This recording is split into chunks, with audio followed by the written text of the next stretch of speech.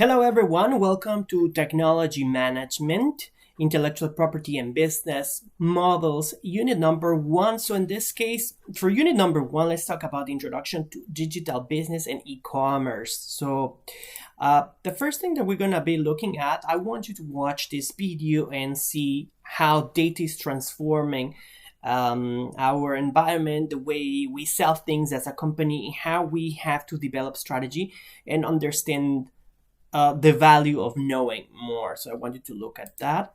Okay. And so first of all, let's look at some basic concepts in here. I'm going to talk about some basic concepts,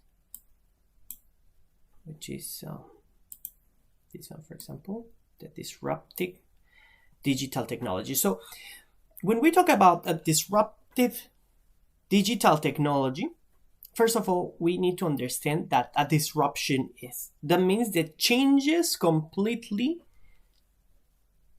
a certain industry or a social behavior. So when we talk about this, let's look at the way that the World Wide Web, the internet itself, has changed our environment. Think about it, the way that you purchase things, the way that you interact with people, even social interactions with people. Think about that. If I were to remove, for example, your mobile phone from you for 2 days, how would you behave? Think of the disruption that will cause to your life, because you may not remember how to reach a certain place. You may not know the phone number of someone. You don't know any phone number, not even your mom. I don't know any numbers personally. So again, a disruptive digital technology or a disruptive technology in general is something that changes completely the certain industry or environment. So in this case, like I said, the World Wide Web has changed completely everything. Okay, very good. So now, in this case, for example, think about innovations that you have witnessed during these past few years. Here, for example, we have the case of Coupang. Coupang has changed also a lot in the way that we purchase in Korea. So how we spend your time, for example, watching videos. In the case, for example, of disruptive technologies, it can be also a disruptive technology within another technology. That means, for example, we had in the 2000s, we had the torrents or somehow the peer-to-peer technology of transferring files. But that changed, for example, when Netflix disrupted the whole model by doing the subscription model. The subscription model has changed things, because in the end, it's better to just pay $10 and get to see any movies that you want. Okay, very good. So in this case, like I said, when we think of the impact of the electronic business, we need to think of a digital business transformation. So when we talk about the digital business transformation, we will change the processes, the structures, and the system implemented to improve everything. When we talk about the processes, we will try to make them more efficient. We will like to save resources. Sometimes it's a whole investment, meaning that we will change, for example, we will spend a lot of money, but we will try to minimize the human resources. That's what's happened, for example, in the car factories or in many manufacturing companies, which is, let's remove a lot of the labor force to simplify it, have less people in there, and let the machines do everything. And that means we're going to change the structures as well, because when we change the structures, that means the whole company will change, and we will do it. Okay, and that means the systems also will change. That means we will have softwares that are involved into planning. That means that we will have softwares that measure the whole process in terms of productivity, and that maximize it and learn it as well. In this case, for example, we have artificial intelligence that reads the patterns of the behavior in our company. Let's say, for example, the sales, and it learns that the certain seasons, certain times, certain products, colors, or things are not selling well, or they are selling well. And somehow, by the end of the month, because they learned how the behavior of the certain humans or us is changing, they will be able to predict how we have to change the production for the future, terms. So in this case, for example, when the system changes, that means the system changed from traditionally we will go and produce 1,000 shirts, black shirts. We sell them, good. We don't sell them, we have to put them on sale. So in this case, for example, the system will change more to a pool production, because in this case we have, for example, instead of producing 1,000 shirts, the system tells us when you have to produce first 3,000 shirts. If you reach this number at this point of time in the month, you have to produce 2,000 more, and then 5,000 more. So gradually it's going to change the production system. So in order for us to, rather than having a stock of 10,000 shirts, we pool the shirts. Again, the consumer is pooling those shirts. Okay, so that's a bit digital business transformation, and we have to think how that's going to happen. So that means that, for example, we'll have the inbound marketing and mobile marketing. So for example, there are opportunities that we can have on how we're going to sell the products and how we're going to plan for them in order to be more successful, right? So in this case, like I said, the digital business transformation is changing all the processes, the structures, and the systems to be more efficient, right? This has to be planned. It cannot happen just quickly, and we need to think of the resources that we have, because if we don't have enough resources, and we're going to talk about that later, we also cannot do a digital transformation. That is, for example, the case in coronavirus, that many companies were forced and pushed by the environment to do a digital transformation, but they were not ready for it. So they had a dilemma of, now I have to sell things online because I have no option, but I don't have the capabilities, I don't have the software, I don't have the hardware, I don't have the humans, and I don't know simply how to do it. Okay, very good. So in this case, let's talk about the inbound marketing. So in this case, we're going to talk about here we're talking about, for example, inbound marketing, which talks about,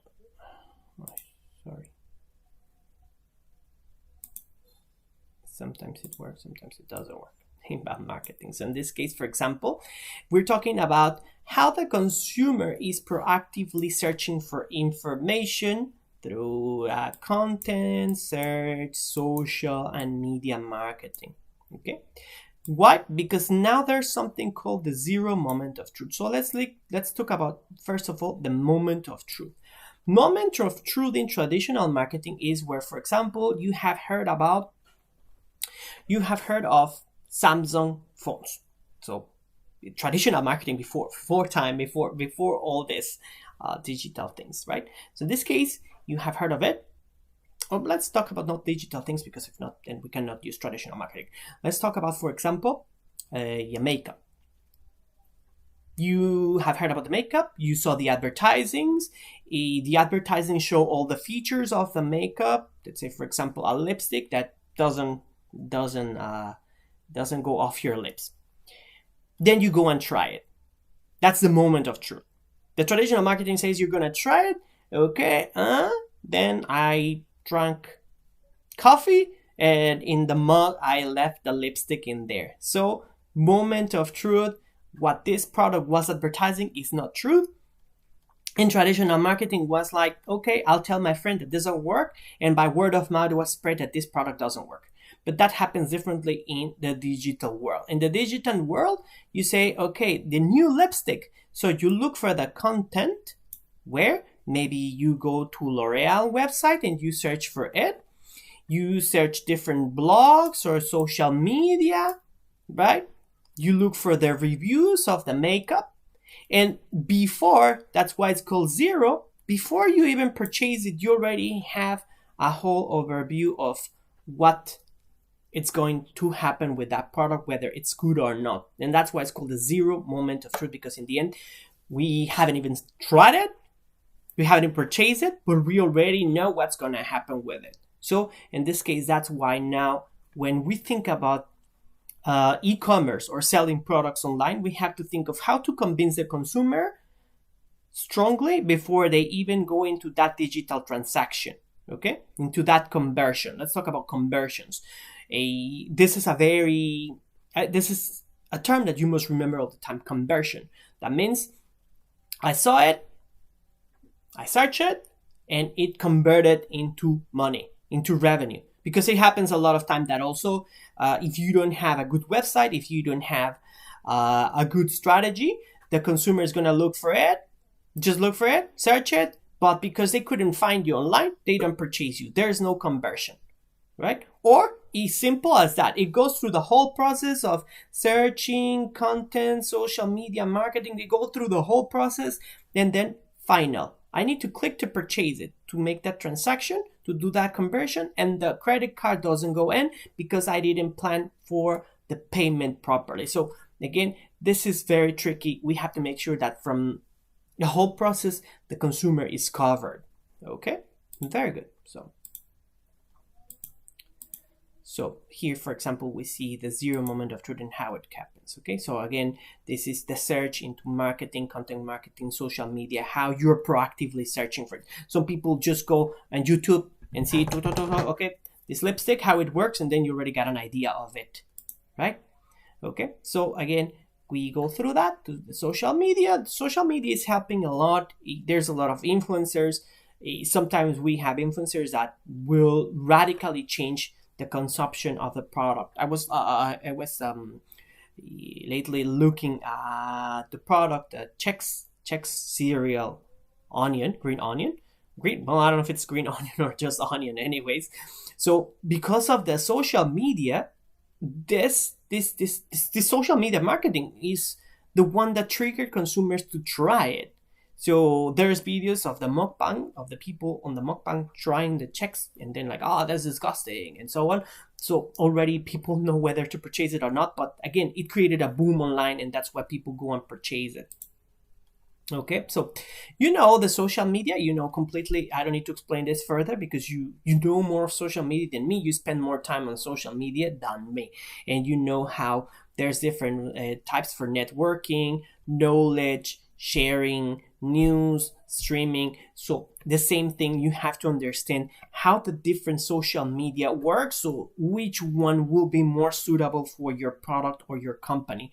How am I gonna use it smartly to showcase my product? So in this case, we're talking here about mobile commerce, and that is something that mobile commerce and goes together with the mobile apps. What we're going to be looking is at electronic transactions. So in this case, when we elaborate a digital e-commerce strategy, we have to think how the consumers are going to approach the knowledge. So in this case, for example, mobile commerce is moving very rapidly because we understand that 10 years ago, people go to search for things in their computer, but that has completely changed. You don't search things. Actually, many of you don't, and younger generations, not many of you, but in younger generations, they are not buying laptops anymore. They are just buying tablets with a keyboard, sometimes with a keyboard, sometimes not, but that's considered a mobile commerce, and you're going to search for information. And this is when marketers of companies, when we think of the management of the technology, we have to think, I need to develop a website that is mobile friendly, because we have the full one and additional for e-commerce, for mobile commerce, or we just have the mobile one and then no. Usually they will have both, because in the end, the developers of this kind of websites, they offer a package, which is I sell you the interface that works for the computer, and I sell you the interface that also works for the mobile. But the same in the mobile, what kind of features I want? Do I want just an application that shows some of the features of the product or compares prices, or what is the function that I'm going to give to you on the mobile one? Are you able to purchase it, or just, like I said, just compare prices? what you want to do out of that. Okay, very good. So let's continue. So now, here we have to understand what's the difference between digital business and e-commerce, which is not the same. So here, first of all, we need to understand that electronic commerce is just selling things online, okay? And it's much narrower than digital business, because in this case, when we're talking about, for example, the e-commerce, we're just selling things online. All right. So it can be, for example, nowadays there's many entrepreneurs that they just buy some clothes and sell them online. Fair enough. That becomes e-commerce. But when we're talking about the digital business, that means that, for example, do they have all their processes structured in a way that they use software to monitor how many, for example, how many clothes I have, to monitor how many employees I have, the production, etc., etc. So in this case, when we're talking about a digital business, we talk about many processes, and when we're talking about e-commerce, we're talking about just selling. Okay, so it can be that, for example, for the digital business, I have ERP, which is a software that manages my whole production, that manages the way that I sell things and do things. So in this case, again, companies have to decide whether they have the capability to do a digital business transformation or just stick to e-commerce. So in this case, for example, with the coronavirus, there were many restaurants that shifted to digital business. Nope, only to electronic commerce. E-commerce means I can sell my products through online, or have some certain delivery, like for example, the Pedal to Min, I think is the name of the company. They showcase your products and that's it. But that doesn't mean that for me as a restaurant, I know how many noodles I have in inventory, the number of sales that I did per day, the human resources that I have, the supplies that I have in the restaurant. So again, you see how it's very different. E-commerce means I sell my noodles online and I have someone to deliver them for me online and manage that delivery itself. But in the end, the production is not digital, because in the end I have to measure the supplies, cook, etc., etc. So we talk about different things in here. Okay, very good.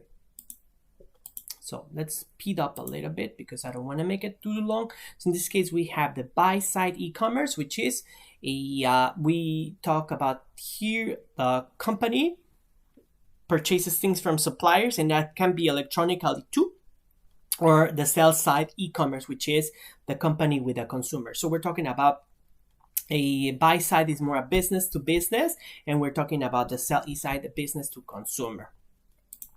Okay.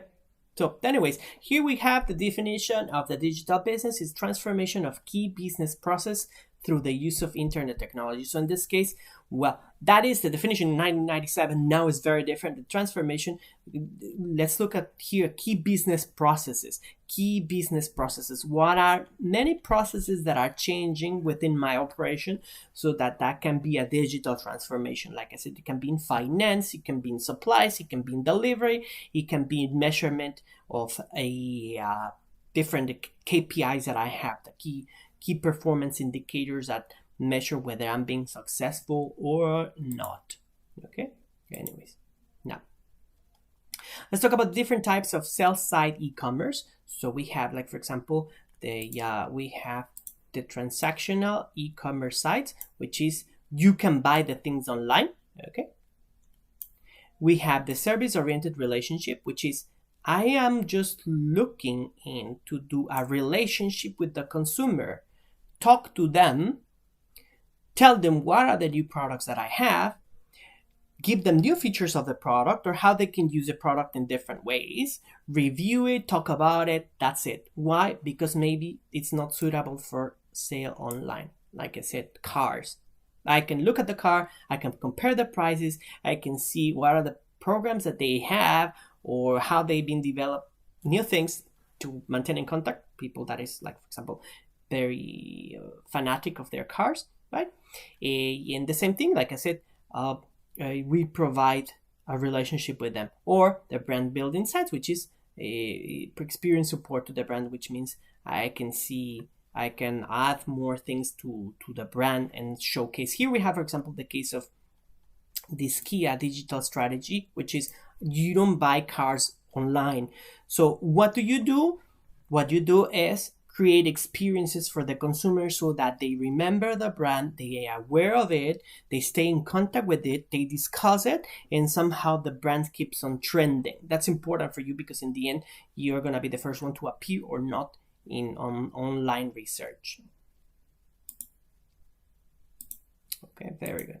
So we also have the publisher or media sites, which is they provide information. For example, in this case, I were talking about cars. So in this case, it could be a sports car magazine. So in this case, they show my car, my Kia car, Kia Stinger, for example.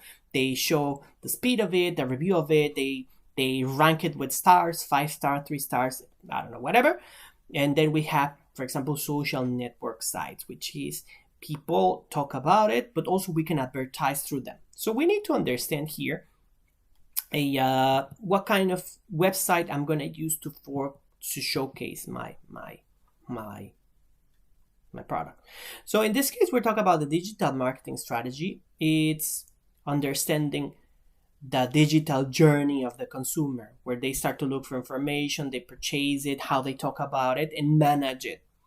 Manage it in many ways, like I said, managing effectively how to purchase it, how to sell it, etc. Here's, for example, the digital marketing strategy of Wendy's. Of course, they have their website, they advertise to social media, and they're also able to respond to the consumer in the social media. Here, for example, this guy tries to troll them, and that's again how Wendy's develop their own personality online. And many companies develop their own personality. Like, for example, when you talk about Disney is more about respect and so on. But Wendy's is very ironic. They choose very sarcastic approach to that. So, for example, here, Wendy's, McDonald's is better.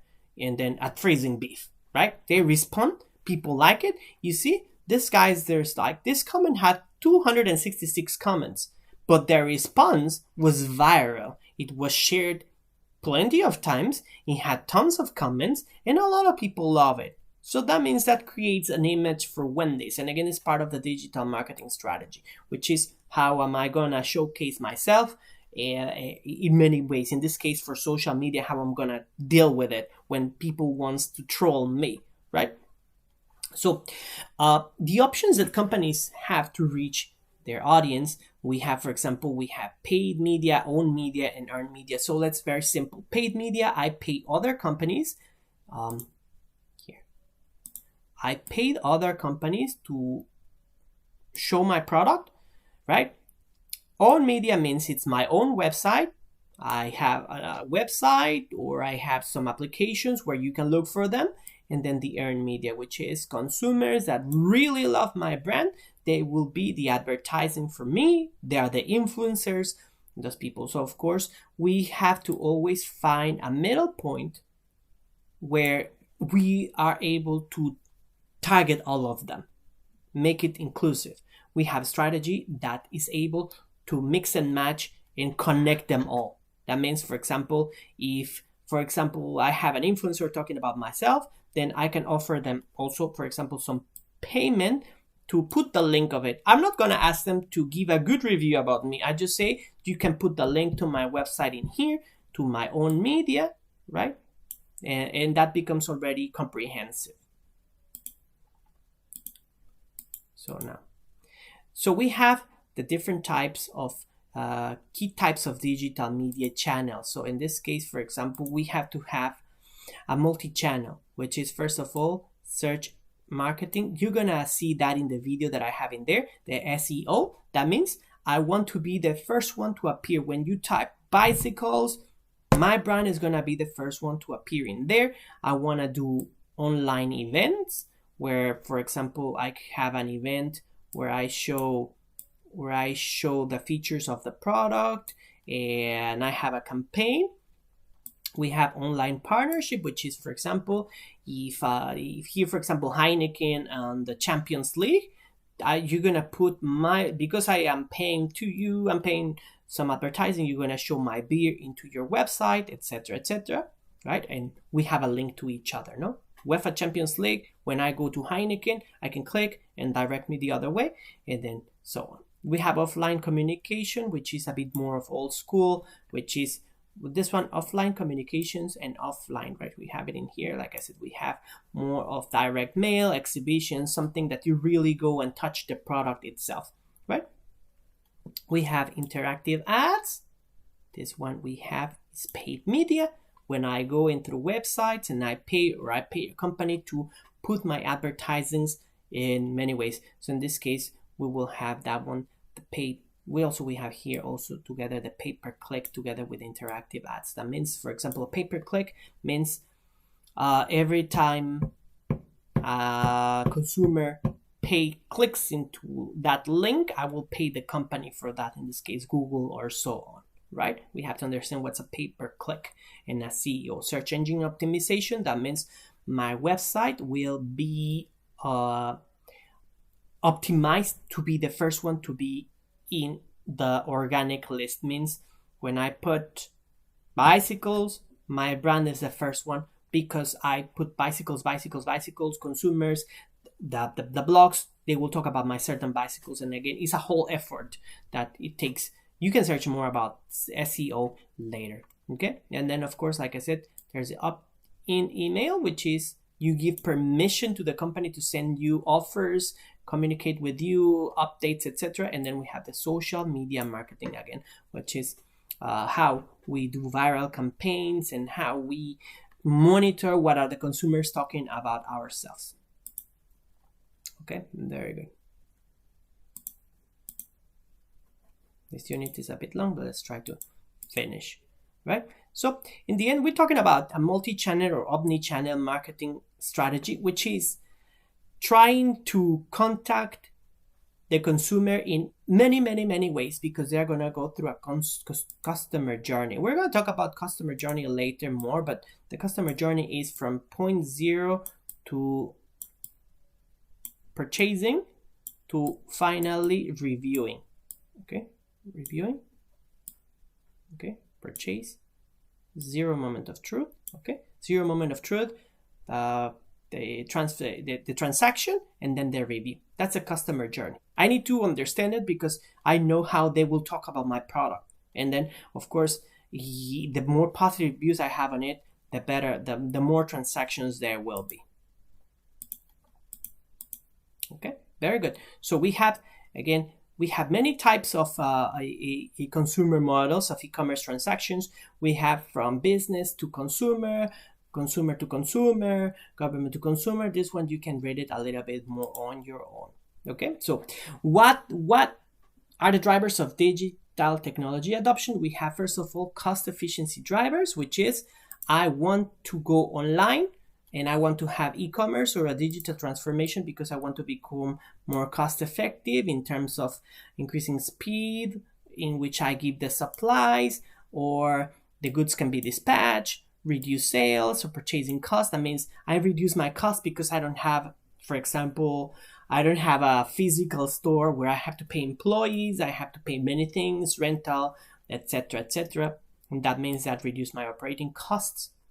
Or the same thing if I reduce employees, etc. And then we have a digital transformation comes for competitiveness. I need to have the edge. I need to be the top company in that certain industry, right? So if we look at, for example, of how the consumer is looking for information, how I have a competitive advantage. Why? Because, for example, if I am, in the case here in Korea, of Shinsegae and Coupang, right? They're trying to sell things. So what is here the competitiveness driver? If I am able to deliver faster than the other company and I have a better range of products, imported or local, then I will have a competitive advantage. And that's why I have to drive my technology to the next level so I can stay competitive within that online retailing. All right, very good. Okay, so now what are the problems with digital business adoption? Which is there's rejection. Okay, so in this we have, first of all, there's rejection from the people working in the company, the consumer, etc. But most importantly, what we're looking at in here is at the the digital business capabilities. I want to go online. I want to be digital, but I don't have the infrastructure. I don't have the people that knows about how to do it. And then that becomes a risk, because rather than going digital successfully, I am just trying to look digital, but in the end, I am not. Okay, very good. So in this case, we're looking at before we start a digital strategy, we have to know what is the online value proposition. So by going online, what do I offer? For example, I can offer more information. I can offer online transactions.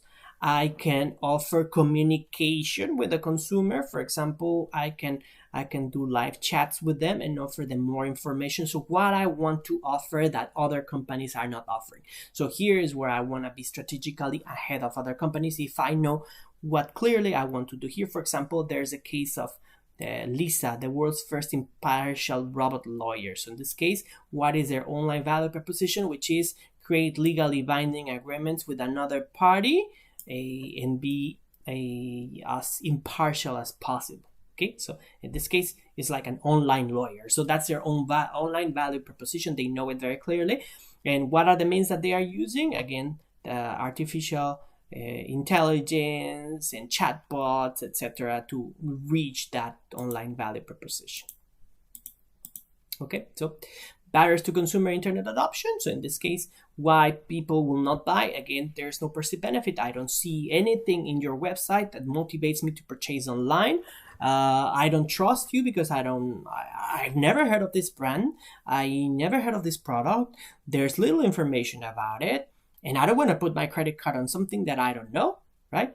In terms of the lack of skills, maybe for older generations, that they don't know how to purchase this product online.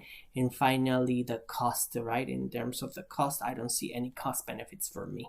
Okay, very good. So that's it. Then we have the unit revision questions. These are useful for your knowledge. And finally, you can watch this video, and then of course you have to go to eCampus and answer this quiz and answer this question. It's just one question, which you have it here. Describe the ways in which online retailer Amazon has acted strategically to maintain its position. So watch that video, answer that question critically. It doesn't have to be very long. It's up to you, but make sure that you critically understand what the question is about and answer it there. Thank you so much, and I'll see you next week.